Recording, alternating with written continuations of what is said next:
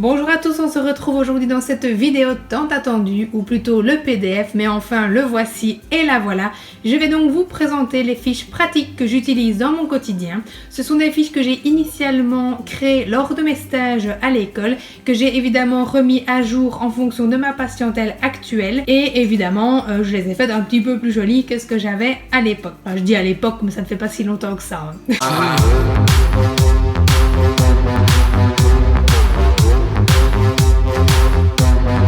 La première chose que j'ai refaite, ce sont des énormes oreilles qui plaisent beaucoup aux enfants. Elles permettront donc différentes activités de discrimination auditive ou bien de conscience phonémique, etc. J'ai également réalisé des portraits avec une dame où l'on met en évidence avec une aide visuelle la vibration ou non lors de certains phonèmes. Et j'ai fait une autre version avec un singe pour les plus petits. J'utilise ensuite beaucoup l'image de la maison pour différentes activités. Ici j'en ai créé une avec des pastilles à scratch que vous allez donc pouvoir adapter comme vous le souhaitez. Et là l'activité que je propose, c'est soit pour de la lecture, soit pour de la discrimination auditive, soit pour de l'articulation, etc. Vous avez donc avec la maison différentes pastilles qui représentent tous les phonèmes que j'utilise ici principalement moi pour de l'articulation. Et puis j'ai encore représenté la vibration ou non de ces phonèmes.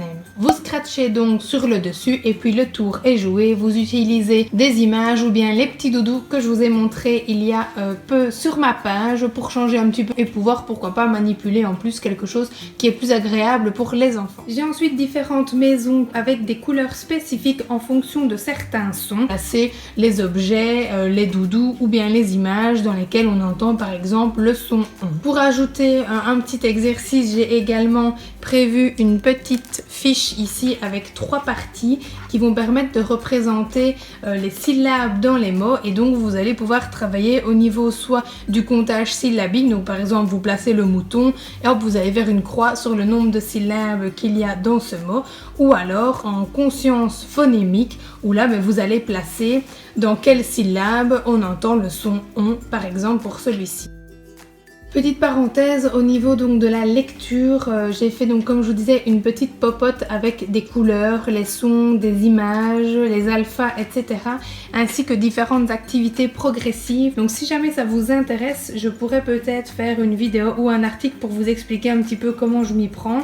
Ce n'est évidemment pas une méthode reconnue, c'est ma petite popote encore une fois, donc je ne dis pas avoir toutes les clés, mais c'est ce que j'utilise et ce qui fonctionne pour le moment super bien avec tous les patients que j'ai eu. Donc si ça vous intéresse, je pourrais faire une vidéo ou un article, n'hésitez pas à me le mettre en commentaire. Voilà, parenthèse fermée, on continue. Une nouvelle fois des maisons avec les couleurs du feu rouge et le nombre de syllabes, donc ici pour des activités de comptage syllabique ou autre, évidemment vous adaptez et utilisez comme vous le souhaitez. J'ai également toujours avec moi des plateaux de jeux vierges que j'utilise pour pas mal d'activités. Évidemment ils ne sont pas sur la table parce que je les ai oubliés et je ne les ai pas avec moi. J'ai également toujours une planche avec des couleurs, et puis plus pour les adolescents ou les adultes, un schéma corporel pour pouvoir montrer par exemple une partie où ils auraient mal, quelques pictogrammes du quotidien et donc des besoins primaires, une fiche avec les lettres de l'alphabet et une fiche avec les chiffres. Voici donc pour mes fiches pratiques que j'utilise dans mon quotidien, que j'ai toujours avec moi, que ce soit à domicile ou au bureau, et qui peuvent